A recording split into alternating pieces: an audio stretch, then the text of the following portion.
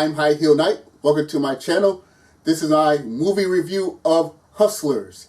It's a 2019 crime drama movie about a pair of women that run a small cabal that seduces rich men out of their fortunes. You should not be confused with The Hustle, which is a 2019 comedy film about a pair of women that run a cabal designed to seduce rich men out of their fortunes. In fact, there are several movies with the word hustle or hustlers or hustler and various other formats of that noun. So in the future, when you're looking for this particular Hustlers, be sure to look for the movie starring Jennifer Lopez and Constance. So in this Hustlers, the story takes place starting in about 2008. Constance Wu's character Destiny, she's a stripper at this high-end club, and they serve a lot of Wall Street guys and big business guys and all those various other, top-notch clients. But the financial crisis of 2008 happens. Several businesses lose countless amounts of money. Several businesses go out of business, and every industry feels the impact, especially the stripper industry. Well, after a while, Destiny winds up getting paired with Ramona, who is played by Jennifer Lopez. Ramona is a longtime veteran of the stripper industry, and Ramona takes Destiny under her wing and tells about this scheme where they essentially target specific rich men, get them intoxicated, find out their credit card information, and then drain their credit card accounts for as much as possible and run off with the money before they get caught. I enjoyed this movie very much. It was very, very entertaining.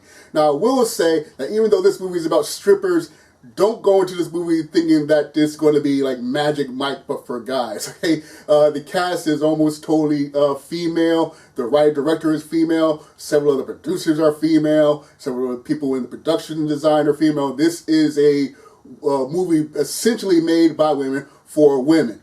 So even though it's about stripping, it's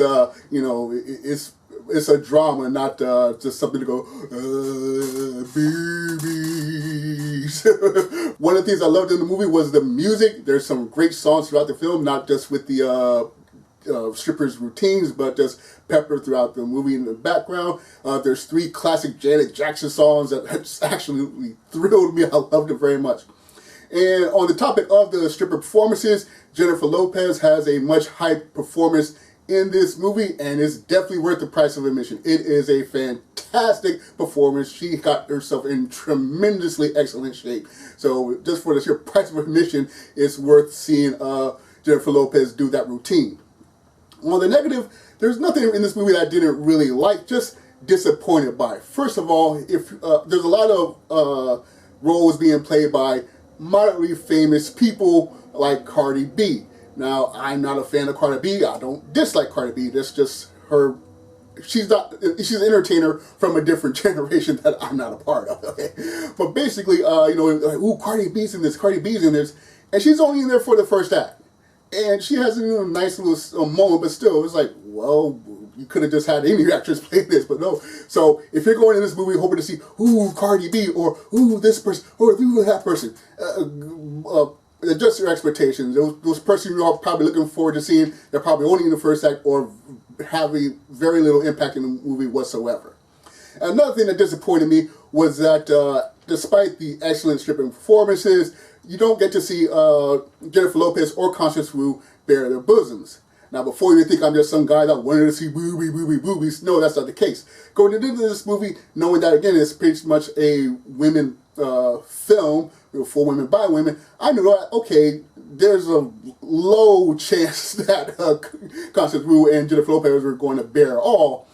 But at the same time, one of the things I appreciate about Striptease is that Demi Moore bear it all, and that to me shows commitment to the role. I mean, think about it. If you were going to play Abraham Lincoln, you would expect her to grow some facial hair or wear facial hair. If you were playing Black Panther, you would expect her sometimes the topic of Africa to come out. You get to discover things that related to Africa or things like that. So in this movie, if you're playing a stripper and you don't strip, it's like, well, what's the point?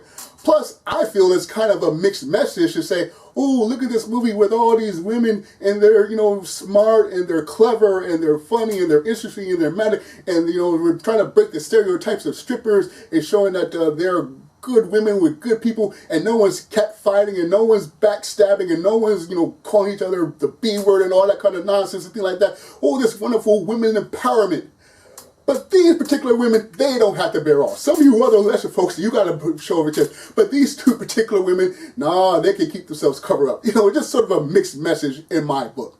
But other than that, as I said, I enjoy this very much. It's very charming, it's very interesting, it's never boring. So I definitely recommend Hustlers. I give Hustlers 2019 a B+ grade. Okay, so those are my thoughts on the movie. I would love to know what you thought of the film. Be sure to share whatever comments you'd like in the comment section. Be sure to like, share, and subscribe, or dislike, share, and subscribe. Once again, I'm High Heel Knight. Thank you for watching, and remember, no matter what a stripper tells you, there's no sex in the champagne room. None.